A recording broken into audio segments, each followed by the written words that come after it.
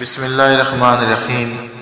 حضرت ابو ہریرہ رضی اللہ عنہ بیان کرتے ہیں، رسول اللہ صلی اللہ علیہ وسلم نے فرمایا، جس شخص نے کسی مومن سے دنیا کی کوئی تکلیف دور کی تو اللہ اس سے قیامت کے دن کی تکلیف دور فرما دے گا۔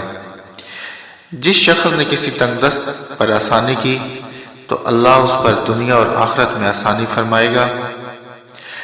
جس نے کسی مسلمان کی عیب پوشی کی تو اللہ اس کی دنیا اور آخرت میں عیب پوشی فرمائے گا۔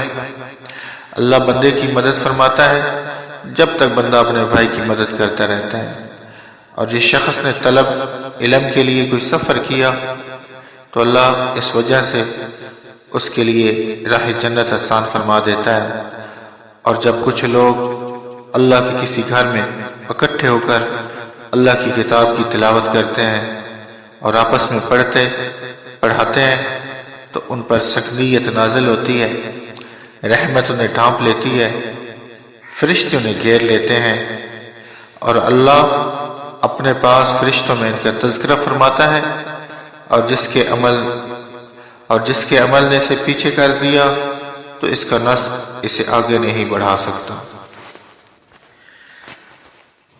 حضرت ابو مسعود انصاری رضی اللہ عنہ بیان کرتے ہیں، ایک آدمی نبی صلی اللہ علیہ وسلم کی خدمت میں حاضر ہوا اور ان سے عرض کیا، میری سواری ہلاک ہو گئی ہے، آپ مجھے سواری عنایت فرما دیں۔ آپ صلی اللہ علیہ وسلم نے فرمایا، میرے پاس تو کوئی سواری نہیں ہے۔ ایک آدمی نے عرض کیا، اے اللہ کے رسول، میں اسے ایسے آدمی کے متعلق بتاتا ہوں جو اسے سواری دے دے گا۔ تو رسول اللہ صلی اللہ علیہ وسلم نے فرمایا، خیر و بھلائی کی طرف رہنمائی کرنے والے کو اس بھلائی کو سر انجام دینے والے کی مثل اجر و ثواب ملے گا۔